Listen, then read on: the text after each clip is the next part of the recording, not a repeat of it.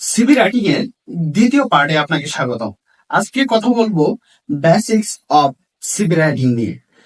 আসলে basic of CV writing এর শুরুতে যেটা আসে সেটা হচ্ছে যে আপনি সিভির মধ্যে প্রফেশনাল একটি ছবি। কিন্তু চিন্তা করেন তো, আমরা বর্তমানে যে ছবিটি তুলেছি সেটা হচ্ছে যে, যেমন আমার নিচে এনআইডি কার্ডের কথা যদি বলি, এনআইডি কার্ডের মধ্যে যে ছবিটি আছে সেটা কিন্তু একদম ভোদাই কোয়ালিটির ছবি বা হাবা কোয়ালিটির ছবি। এই কোয়ালিটির ছবি কিন্তু সিভিতে বা সিভি ফরম্যাটে ইউজ করা উচিত নয়। বা আপনি শুরুতে ডিপ্লোমা যখন করেছেন, শুরুতে যখন আপনি ডিপ্লোমাতে অ্যাড হয়েছেন, ভর্তি হওয়ার সময় যে ছবিটা আপনি তুলেছিলেন বা কলেজে জমা দিয়েছিলেন, সেই একই ছবি আপনি সিভিতে ইউজ করেছেন। এটা মোটেও উচিত নয়। আপনার প্রফেশনাল একটা ছবি আপনার সিভির মধ্যে ইউজ করা উচিত। এখন আসি, এই ছবিটি আপনি যেমন আপনার ফেসবুক অ্যাকাউন্টে আপনার সুন্দর একটা ছবি ইউজ করেন, যে ছবিটি দেখে আপনাকে সবাই পছন্দ করে। এরকম একটি ছবি অবশ্যই সিভিতে ইউজ করা উচিত, যে আপনাকে সবাই পছন্দ করবে। বাট এরকম কোন ছবি নেন না, এদিকে সেলফি, এরকম কোন ছবি ইউজ করা মোটেও উচিত নয়। এবারে আসি সিভির দ্বিতীয় যে কমন বিষয়টি, সেটা হচ্ছে যে কন্টাক্ট ইনফো। এই জায়গায় কন্টাক্ট ইনফোতে অনেকে সবচেয়ে বড় ভুল করে, সেটা হচ্ছে যে আপনি সিভির মধ্যে একটা কন্টাক্ট নাম্বার দিয়েছেন, যে কন্টাক্ট নাম্বারের মধ্যে আপনাকে পাওয়াই যাচ্ছে না। অর্থাৎ আপনাকে অফিস থেকে কল দিয়েছে, আপনি সিভিটা ড্রপ করেছেন, অফিস থেকে কল আসছে, বাট ওই নাম্বারে আপনাকে অ্যাক্টিভ পাওয়া যাচ্ছে না। বাট বি কেয়ারফুল, অবশ্যই সিভির মধ্যে একটি অ্যাক্টিভ মোবাইল নাম্বার ইউজ করুন। এরপরে তৃতীয় পার্টি আসি। তৃতীয় যে পার্টি রয়েছে সিভি, সেটা হচ্ছে যে জিমেল আইডি।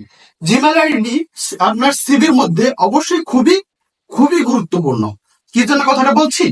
অর্থাৎ আপনি সিভিটা যখন ড্রপ করেছেন, আপনার অফিস থেকে যদি কোনো ইনফরমেশন আসে, আপনার জবটি যদি হয়ে যায়, অবশ্যই আপনাকে জিমেলে কন্ট্যাক্ট করা হবে বা জিমেলে একটি ইমেল পাঠানো হবে। আবার আপনার ইমেলটি যদি এরকম হয় যে bhandari@.com, অথবা আপনার জিমেলটি যদি এরকম হয় আকাশে ভরা রাত @gmail.com, yahoo.com, এরকম হওয়া উচিত নয় কোনো জিমেল। আপনার জিমেলে তাহলে আপনার অবশ্যই কোশ্চেন আসতে পারে যে, স্যার আমার জিমেল আইডিটি কিরকম হওয়া উচিত? আপনার জিমেল আইডি অবশ্যই প্রথমে আপনার নামের রিলেভেন্ট হওয়া উচিত। প্রথমত আপনার নাম, এরপরে দুটি সংখ্যা আসবে এবং এরপরে @gmail.com। কেন বলছে এই কথা? এখন নামের পরে দুইটা সংখ্যা কেন করা উচিত? নামের পরে সংখ্যা এই জন্য এড করা উচিত, আপনার নামের সাথে রিলেভেন্ট অন্য কোনো নাম ওই জিমেলটি নিয়ে যেতে পারে বা অন্য কেউ ইউজ করতে পারে। এজন্য ওই জিমেলটি আপনার নাও হতে পারে, যার কারণে নামের পরে দুটো সংখ্যা অবশ্যই জিমেলের মধ্যে অ্যাড করা উচিত। এরপরে আসি সিভির ফরম্যাট নিয়ে। এখন এই জায়গাতে সবাই একটু আতঙ্কে থাকে বা ভয় থাকে, বা অনেকে বলে যে, স্যার আমি সিভির ফরম্যাট কোথায় পাবো, কিভাবে কি করব, এবং সিভির ফরম্যাটটা কি হবে। এখন গুগল মামাকে যদি আপনি জিজ্ঞেস করেন, যে গুগল মামাকে আমি জিজ্ঞেস করলাম যে আমার সিভির ফরম্যাট, গুগলে কিন্তু অসংখ্য অসংখ্য সিভির ফরম্যাট দেওয়া আছে, আপনি যে কোনো একটা ফরম্যাট ইউজ করেন। আবার এখানেও কথা আছে, কথাটি হচ্ছে যে যখন আপনি গুগলে যে কোনো একটা ফরম্যাট ইউজ করবেন, অবশ্যই সিভির ফার্স্ট পেজে এবং সেকেন্ড পেজে আপনার একই ফরম্যাট ইউজ করা উচিত। এরকম করবেন না যে ফার্স্ট পেজে একটা ফরম্যাট ইউজ করছেন এবং সেকেন্ড পেজে আপনি অন্য একটা ফরম্যাট ইউজ করছেন। এরকম কখনোই হওয়া উচিত নয়। অবশ্যই আপনার সিভির মধ্যে আপনি যে ফরম্যাটটি ইউজ করছেন, দুইটা পেজে একই ফরম্যাট আপনার বহাল রাখা উচিত।